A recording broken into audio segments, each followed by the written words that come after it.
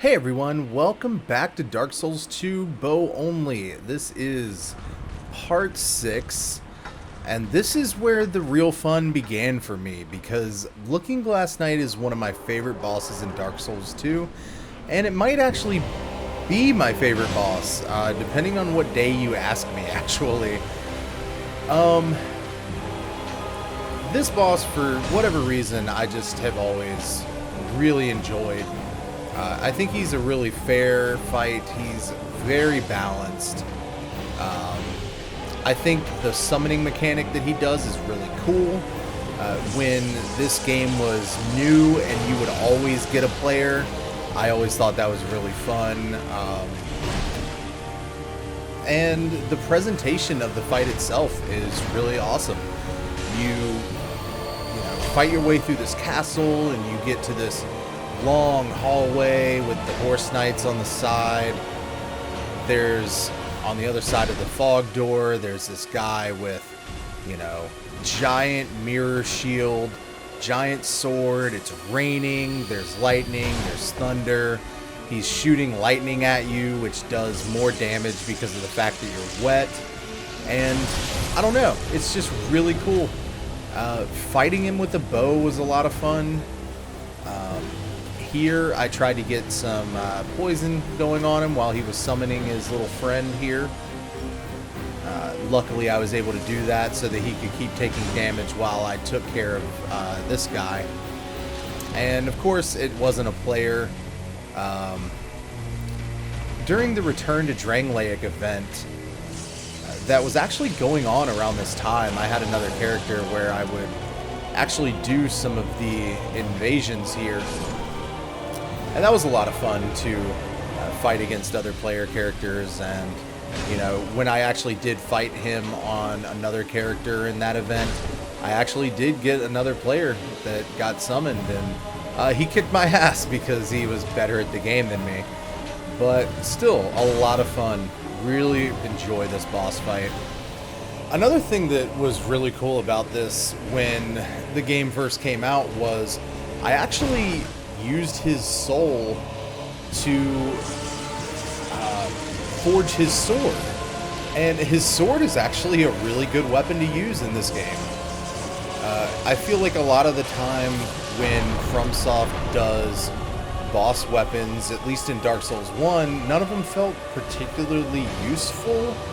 So I never really used them, but in Dark Souls 2, this one in particular, I found to be really useful, and I found it to be really fun to use. So that's going to do it for the Looking Glass Knight.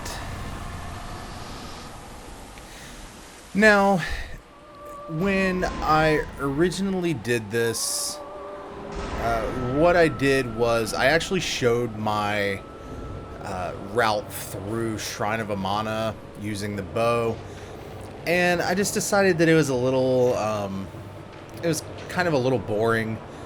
So what I ended up doing was just taking that out and just showing the Demon of Song boss fight. Demon of Song is relatively easy. You just gotta watch out for that charge attack that unfortunately hit me, but you basically wait for him to lift up his skin or whatever the hell he's doing, and then just pelt him with arrows. I was really surprised that he could be poisoned. I know he's not like a poison boss, but it just seems like something that wouldn't be able to happen. It just seems like you wouldn't be able to poison him, but you definitely can. And that, definitely helps out.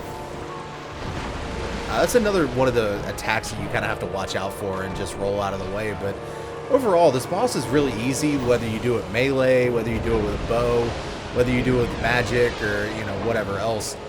But I actually like this fight because FromSoft doesn't really do a lot of fights like this, where you can only hit them, during a certain amount of time.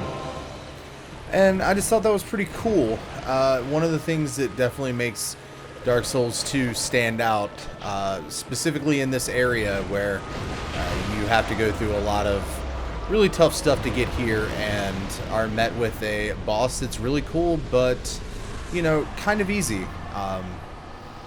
To kind of give you a little bit of a break from the hell that you just went through.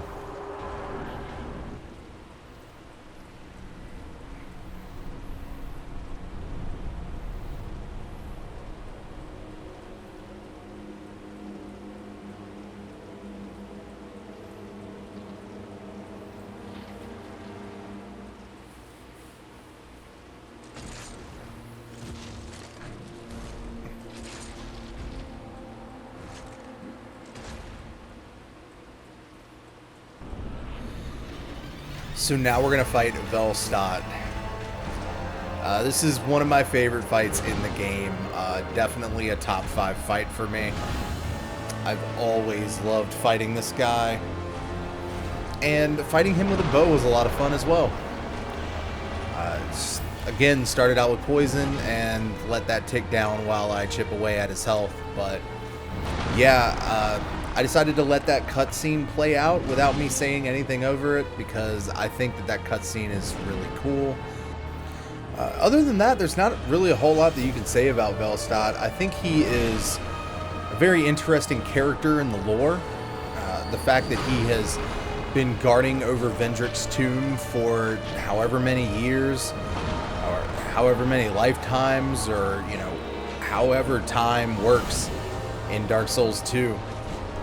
Just very loyal knight, willing to protect the King's Ring, willing to protect the Hollowed King that is on the other side of the fog wall there.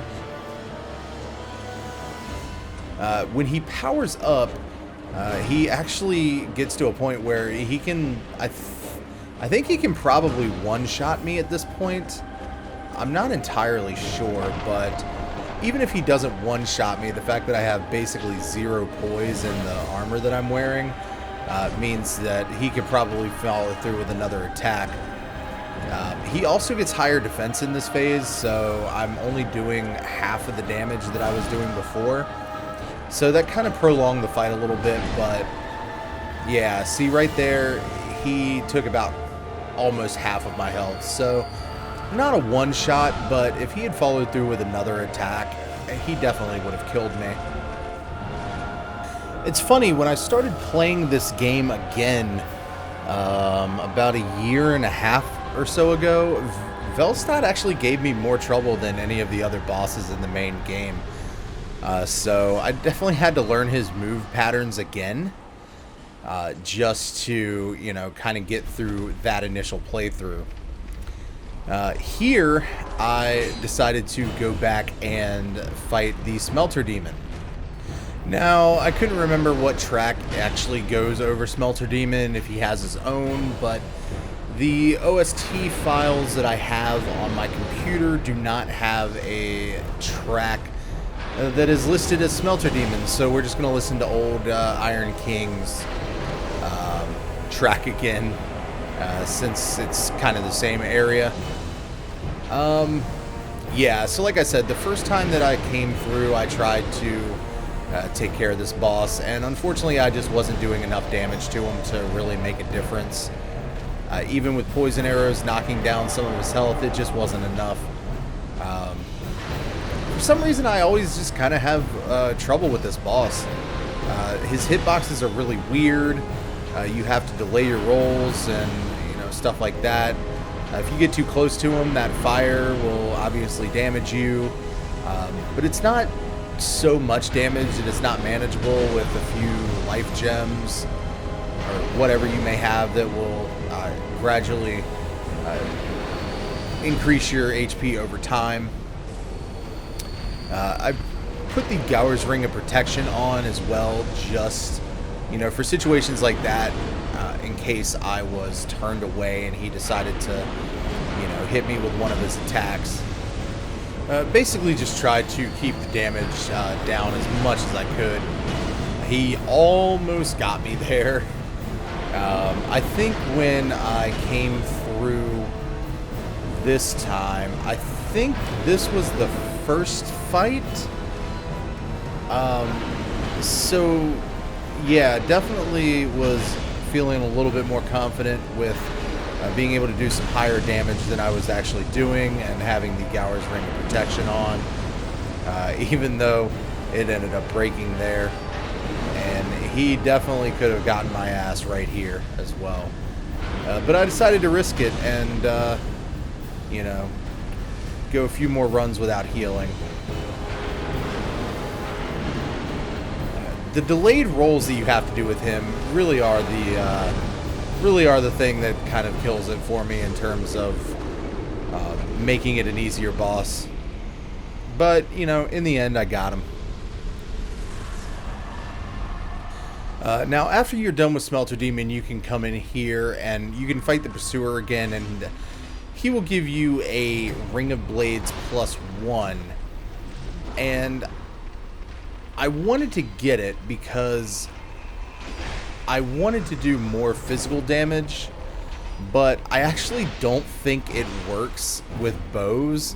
So really this was just kind of a waste of time, but you know, it was still fun fighting him in this arena with the bow. I've never really done many of the Pursuer fights that kind of happen in the game after you defeat him initially, but I wanted to do at least one for this video because I'm pretty sure that I used the ballista on the one in Forest of Fallen Giants, and that's just really cheap. So, you know, might as well show me actually fighting Pursuer. But other than that, I really don't have much to say about him, so I'm just going to go ahead and end the commentary. I hope you're enjoying the series. Thank you for, again, being patient while I got the rest of them out. And, yeah, I will see you in the next one. And hope you enjoyed watching, and hope you have a great day. Thank you so much.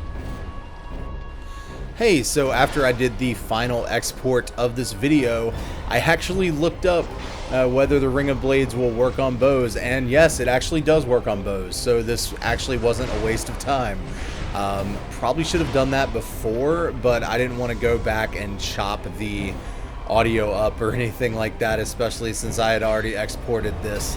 So, I'm just throwing this out there, you know, like as an addition to the old commentary on this. So thank you again for watching, and have a great day.